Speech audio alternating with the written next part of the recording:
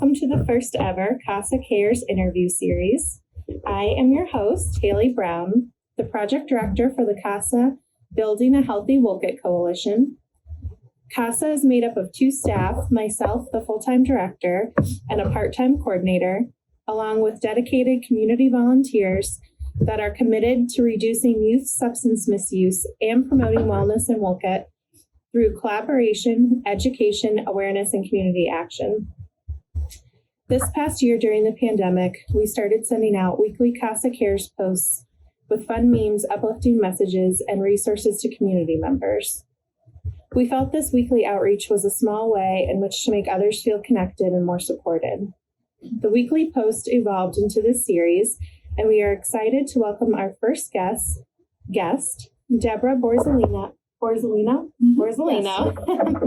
a Wolcott resident, a licensed marriage and family therapist, also an American Association for Marriage and Family Therapy approved supervisor with over 20 years of clinical experience.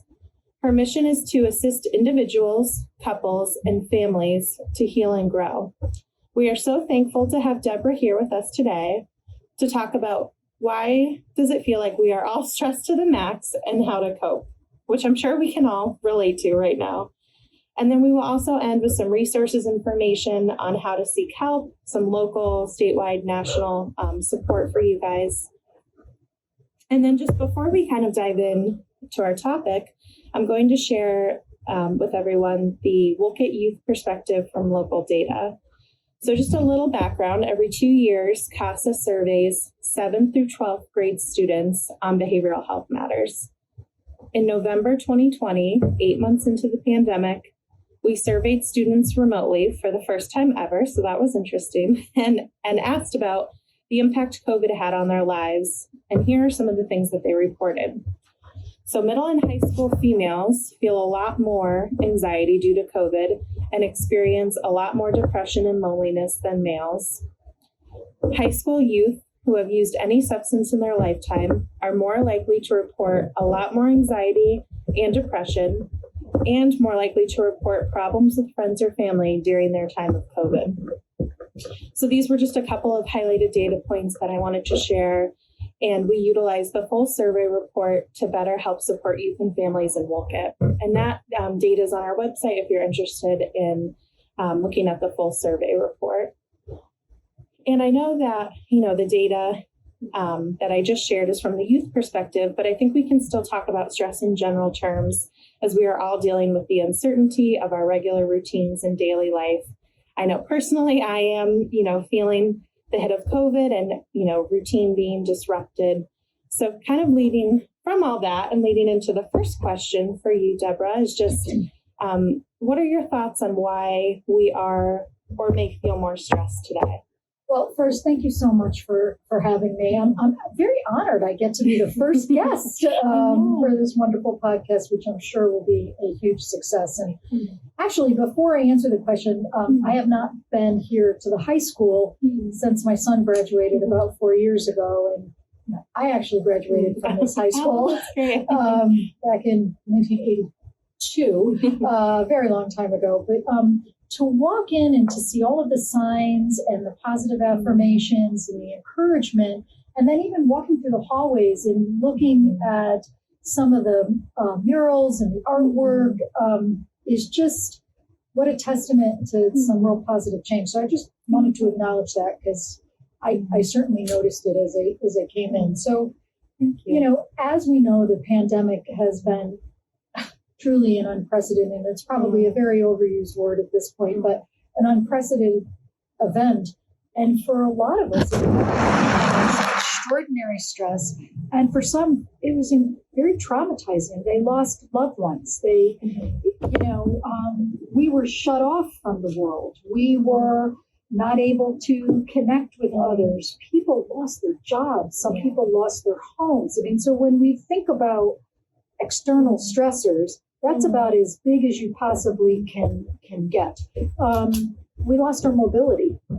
We were all locked in to an extent. And then, of course, the fear of the unknown. Was it ever going to end? Is this going to end? the stress to our medical community. So for those families who have, moms and dads who are nurses and doctors and CNAs, we're working really extended hours and under extraordinary stress. So we know that was a huge hit for the entire country. So I would say, obviously, that's the biggest one. But then on an aside, sort of everyday stressors, I think about the pressure to conform to sort of social standards of money and influence and how you look and whether you fit in and, are you in a relationship or you're not in a relationship? And then there can be, and which I think this consistent message of not being enough, where and not having enough, there's not enough time, not enough money, not enough love, not enough attention, and then therefore sometimes we feel like we're not enough. And I think that's why the signs and the artwork really spoke to me walking in, because it's such a wonderful reminder that those negative messages out there, whether it's the news, social media, are not, they're not the full story. Yeah. And that resonates a lot with me too, what you just said. I think the not being enough and, working full time, then coming home and taking care of either kids or a family and kind of being pulled in so many directions and feel like you're giving a little bit everywhere and maybe not your full self everywhere. So that burnout level too, I can kind of picked up on. Absolutely. And so, external factors really do play a large role in our stress life. But anyway, so we can talk more about that, but I know you have additional questions for me. Yeah, no, and I think you nicely kind of captured definitely all the not that we need even to add any more to that. No, we don't. No, but that is, I think that definitely kind of, captures exactly what we're all going through and feeling right now. And then just kind of what are some physical and emotional symptoms of stress that someone can look out for? And I kind of with this question, I guess almost because it's normal to have a level of stress that helps motivate us to do things as well. So kind of what are those symptoms of when it might be more concerning, to maybe seek additional help or support? So any symptom that lasts longer, right? So when we think about, to your point, there is daily stress. I loved what you just said for working parents. They work at work, they work at home. And so there is this constant spreading of themselves. It's the same with our kids, where they're learning all day, then they go home and they have to do their homework and they have to study, and then there's extracurricular activities and there's pressure to do well in school. There's pressure to, are you going to get into college? Are you going to go to a trade school? Are you, so they live with that pressure as well. So it's consistent. So the symptoms are feeling very overwhelmed, feeling overworked, maybe having some difficulty concentrating, overeating or undereating, right? So you want to look for weight loss or weight gain, prolonged difficulty with sleep.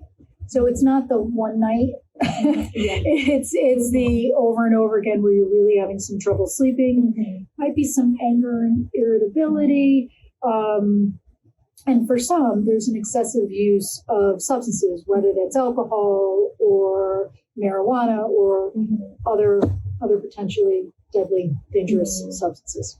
Yeah, kind of whatever maybe if there's like a self-soothing that's your online shopping or like you said, substance or something like that, that's maybe not necessarily a positive self-soothing mechanism, but something we kind of go back to when we're feeling stressed and overwhelmed, something that's comfortable to us. I'm so glad you said that, because even when we're learning new skills to cope with stress, when our stress gets elevated, we absolutely will revert back to whatever the habit is, whether it's good for us or not. When I can be very honest, when I feel stressed, I love ice cream. And so that's my go-to.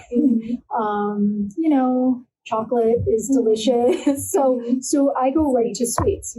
I go right or large amounts of carbohydrates. So that's one of the things that I do when I'm feeling very overwhelmed or stressed. So that may be an example. That's the tip off maybe about 3 days in, and I go, oh, I don't think I've had a vegetable in a couple of days. So, And it's that, and then you recognize, oh, my stress level, I'm kind of resulting back into these habitual things I do for self-soothing. So I just kind of wanted to make that note too, of like, if you're trying new skills and you find yourself going back to kind of habits, like be easy on your, more self-care, more self-love. But it's hard to learn a new skill. I think that's, something I want to stress too, that we're going to talk a little bit more about some coping strategies and things you can do, but that those take time and with lots of practice. So be easy on yourself. So, and then just kind of as we're talking about stress, just the difference between, if you can kind of elaborate on the difference between stress and anxiety. Sure, absolutely. So it is hard to differentiate from them because they have similar qualities, right? And there's definitely similar emotional components. So stress is a response to external factors, such as, an exam, a deadline at work, an argument with a loved one, feeling a lack of control. So when we think of stress, it's really an external environment, an external cause. With anxiety, it's an internal response to stress or an event, and it lasts longer than the event. It's usually accompanied by a sense of impending doom, some dread, fear of the future. Someone might notice when their anxiety level is high, they might have repetition of thoughts like, oh my God, what if this happens? And what if this happens? So, or they kind of ruminate on something that's bothering them and they have difficulty letting the thought go. Those are some of the differences.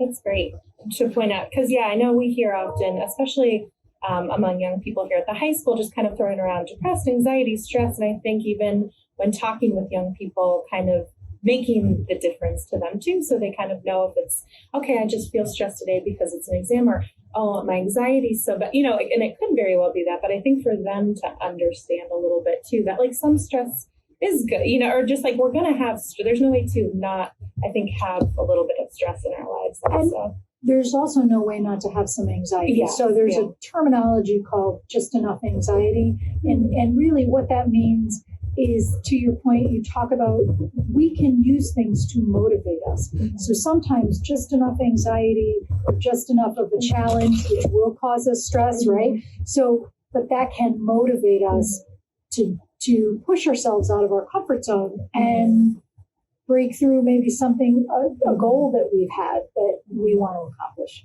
So there's something to be said for it's when it's goes to tilt. It's when it goes way over where it feels so unmanageable. Where it can be debilitating a little bit. Correct. With anxiety, yes. Correct. Yes, definitely. And I know just kind of, again, as we're talking about stress and anxiety, and I just kind of brought that up too, a little bit about, to live, like when we go into coping strategies, so living with anxiety or living with stress that's maybe a little bit higher. And again, kind of speaking when we talk with young people or even adults, that we're never, sometimes they think the goal is to just never have a feeling of discomfort, and to kind of, I think, talk about how to learn to live and sit with the discomfort and then learn kind of coping strategies from that. So just if you wanted to either talk about some coping strategies or even do kind of a quick breathing exercise. Absolutely. But I want to acknowledge that you pointed out probably one of the most important coping strategies we can have, which is sitting with our emotions. Emotions get a very bad rap. We judge them. They're either good or they're bad, and so if they make us feel uncomfortable, they're a bad emotion. When in reality, it's just an emotion.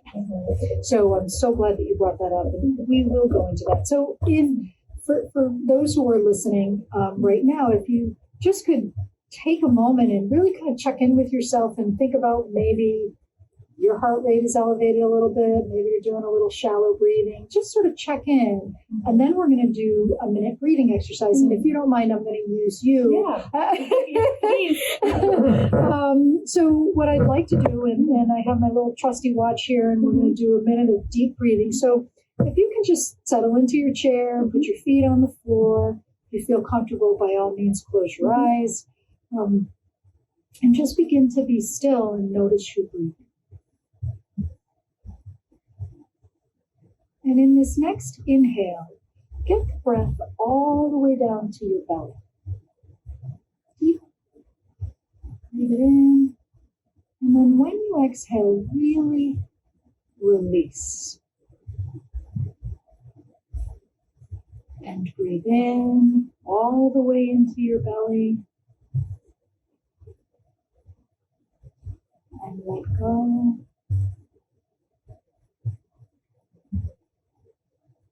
Breathe in.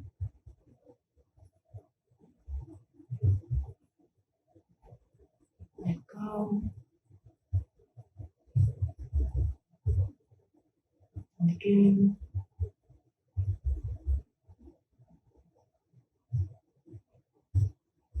And let go. So well done. Yes, no, that was, there's something so soothing about kind of taking yourself out of your thoughts for a minute and just focusing on the breathing really does help, I think, bring you back to kind of the present moment too. Absolutely. And so I'm glad you were able to notice before and after. Mm-hmm. So where you were before you took, that was 1 minute. That's all that was. And so it is amazing that our breath really is one of the most powerful tools we have to bring down our stress levels or our anxiety levels. Focusing on it. A lot of people use technology these days. If you don't have a Apple Watch, you can have a breathing. I bet you there's a breathing app on your one of the computer or your phone, or you could just put a timer on your phone for a minute and just breathe. So that is one of those little moments of self-care that can be done very often throughout the day that truly can manage the flight or fight response. It can bring down stress levels, bring down anxiety levels. And I think we had a brief conversation even before we started, which is how to be in a frame of mind to be present, to take in information. When we're anxious, it's very difficult to hear when we're stressed out what the person is saying. Mm-hmm. So that's one. The one of the other coping strategies, and again, I want to go back to because it can't be said enough, which is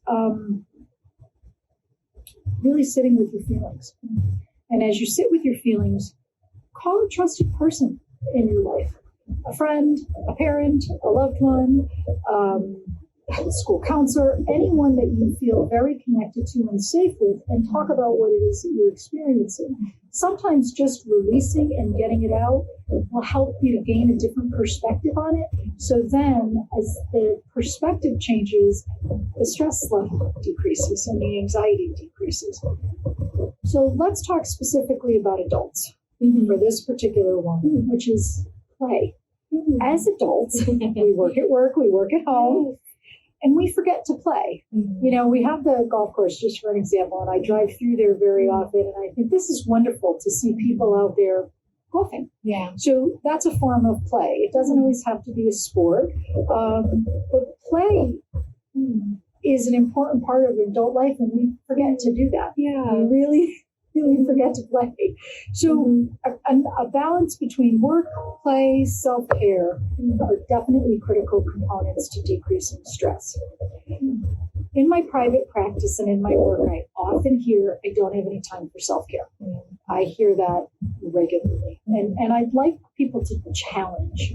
I want to try to have them in this moment. I want to really challenge that thought. Because caring for ourselves accomplishes many things. It does reduce our stress, our anxiety, and our frustration. And it alters the perspective that we have that there isn't enough time.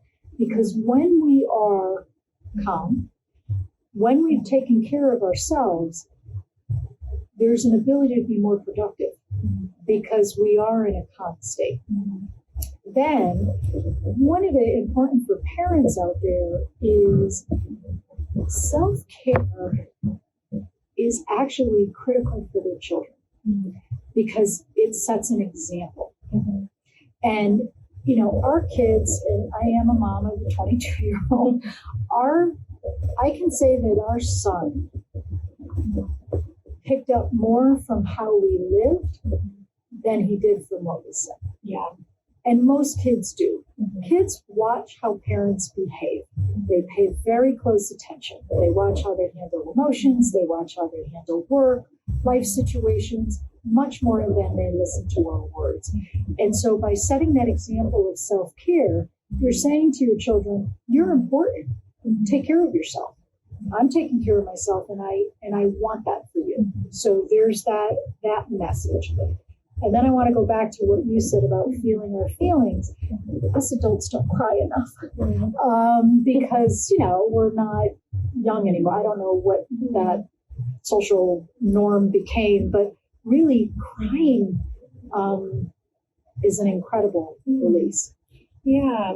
Or even it's and the opposite, laughing, like you see now, laughing absolutely. yoga and smiling, and I think just to really keen in on what you're saying is just to feel whatever you're feeling and not kind of burying that down. Like if it's play, if it's laugh, if it's joy, if it's sadness, like just letting it be what it is and going with it. And I was just going to say, absolutely, the opposite of that is laughter, and you know, and a lot of people have the impression that therapy can be, you know, just so daunting and it's painful. And yes, there are elements of it that certainly are, but I laugh a lot in sessions and it's important for us to learn how to, number one, laugh at ourselves, and number two, sometimes just laugh at the ridiculousness of the situations that we find ourselves in that are not of anybody's fault. It just happens to be what it is. And so learning how to laugh about that sort of, again, takes that stress off of it. It takes that burden off of it. So for families, family time can be really critical. So obviously, but listening to music together, dancing in the living room, cooking together, walking together, going for rides, all things that don't necessarily require money. You don't have to spend money on, but it will absolutely build connection within the family and reduce everyone's stress. Limit screen time, which gets said all the time, which I know is incredibly difficult to do. Connection with others, knowing we're not alone. Yeah. That's really important. And of course, if someone finds themselves where they've tried everything they possibly can to help themselves and they just feel a little stuck, there are many of us professionals out there that there's a wonderful website called psychologytoday.com. You can find lots and lots of therapists on there. So, you know, if someone finds themselves where they need family therapy or individual or couple, you could just go right on that website, and that's a wealth of information for people. That's great. Yeah. And I just wanted to plug a couple of Casa things too. So on the Casa website, we do have a resources tab, and I'll add this link to there also. But there's some great resources. And we actually, out of the kind of pandemic, started a virtual Zen Den that we have here in the high school. That's fantastic. And so I updated every month with new kind of quick YouTube videos. I think, like you said, even a minute exercise. We have some 5-minute breathing exercises on there, easy yoga, some like light music to falling asleep to, but tons of different journaling entries, Zen Den coloring things, whatever, there's a ton of stuff on there. So I definitely will include those links kind of on the landing page of this. But yeah, just the play you said too, it reminded me of a story I heard where a woman said, I used to ice skate and, now I'm older and I don't, just because I'm an adult now, I don't. And she kind of started picking it up again, and it would brought her so much joy because it was something she did as a kid or growing up. And I do think it's funny how sometimes those little things as an adult bring you even more joy. It seems like even just rollerblading or coloring. I colored the other day, and it was just such a nice mindless thing I did. Oh, absolutely. But to your point, there's a connection to that playful part, which stress doesn't really seem to be able to get to, which is a beautiful thing.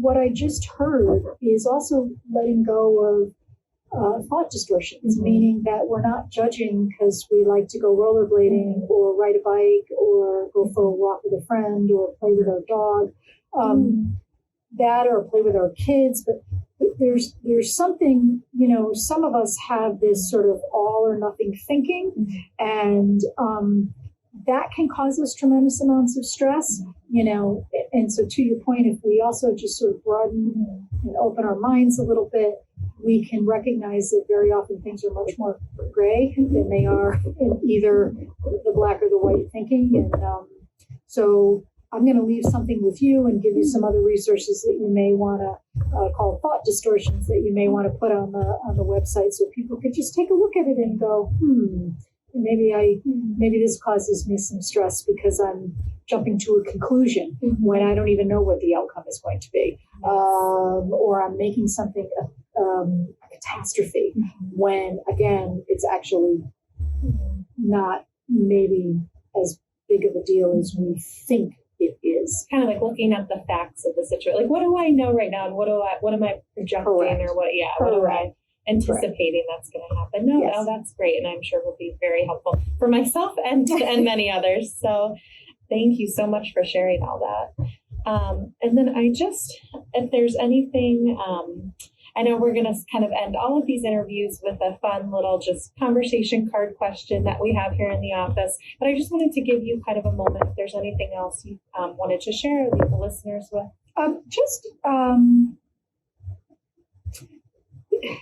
When we think about resilience, and I know you had said there was a wonderful speaker who was here, which is fantastic, but very often, a couple of little things about resilience and really coping strategies is often we find ourselves in a tug of war with something or someone.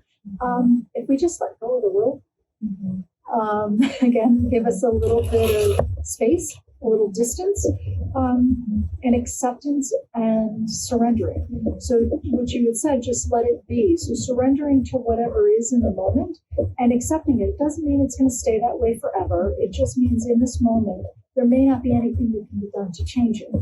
So, and if there is something that can be done about a situation, by all means do it. And if there isn't, let it go, or to the best of your ability. It sounds so easy to just say, oh, just let it go. As if that's, but try to begin the acceptance process. There isn't anything I can do about this, and I'm going to accept it to the best of my ability. And then, lastly, do not count mistakes or failures as failures, really much more learning experiences, just true learning experiences to help us to grow and feel better about who we are. Yeah, and I think just even that, framing it as a learning experience already in your mind, just puts it's such a relief of some weight on the situation too. And I think that, or I kind of always try to remind myself or others too, is this a situation that you're going to think about 5 years from now? Or is it something that in the long term is really going to be, something that you're worrying about? So yeah, those are so helpful in terms of, going through stuff in which we are, like you said, all the external factors, and I think it is empowering because we have a choice of how we respond to external things going on. So we can always choose that response, which is helpful for me too. As someone that likes control, it's I can control my reaction to the situation. Absolutely. You can't control, you can regulate your emotions in how you respond to something. And sometimes that means I need 5 minutes or 10 minutes and I can't respond right now because I'm very upset. And so can we pick up this conversation and just 5 or 10 minutes let me gather my thoughts? That can be extraordinarily healthy and can diffuse a potential volatile situation. So that's a perfect example of how to just take that step back. Yeah. So thank you so much for all of this information. I think it's something that's being talked about a lot. So I'm happy that we were able to have this conversation today. And just kind of go over some of these things. I know we're meeting here on a Friday, so it'll be going into the weekend with all this kind of on my mind. But I know you had said earlier too, just, the more we practice the breathing, that it kind of will come natural. So when you're in a stressful situation, it again so the more that you practice this, take a couple minutes every morning, or, I think that it just kind of becomes second nature, which is nice too. Yes. Yes. All right. So then we will end with one of our fun kind of conversation cards for you. So the question is, if you could change one thing about the world, what would you change? A heavy question. Okay, yeah, and about 2 minutes to answer that. Yeah. So I'm gonna try to be as concise as I possibly can, which is, if I could change one thing about the world, it really would be tolerance, patience, and love for one another. There has been, this pandemic has brought extraordinary fear and angst for so many people, and people are responding to that or reacting to it in very different ways. And unfortunately, there's been a level of divisiveness, and we've always had divisiveness in our country. It's not exactly new. It just seems to be louder right now. And so if we could all take that step back and have some compassion and empathy for those who believe differently, who think differently, who are different, and recognize that they are as valid and worthy just because their viewpoints or belief systems are different. It's okay. It doesn't impede others. And so I would say, I was on one of the Woke It Facebook pages, and it was interesting. One of the administrators had put in, just please, kindness, people. She said it much more eloquently than that, but that was basically the message. And it was interesting, as someone was responding, it still ended up getting ramped up. So I would just say, think before we speak. Restraint of pen and tongue will go a long way.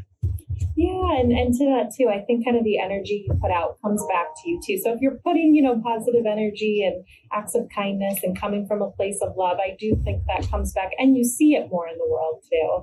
If you're in this kind of, place of anger or resentment, then you start to see that too. So yeah. It's what you gravitate to. Yeah. Whatever you're looking for, you'll find. Exactly. Yeah, well, that's a good note too. Yeah, just to be kind. And I know we did, as you were talking about some of the messages or campaigns we had, I know one of them was like, kindness means everything and costs nothing. So just to kind of, end on that as a reminder, for everyone to be kind, lead from a place of love. And yeah, I think that kind of wraps up this, this Thank you for having me. No, we were so happy to have you. I know you were involved with Casa, so you were kind of one of the first people we thought of for this podcast series. So thank you again. And like we said, there will be a ton of resources and information, contact information. So please feel free to reach out. Everyone, see you guys soon.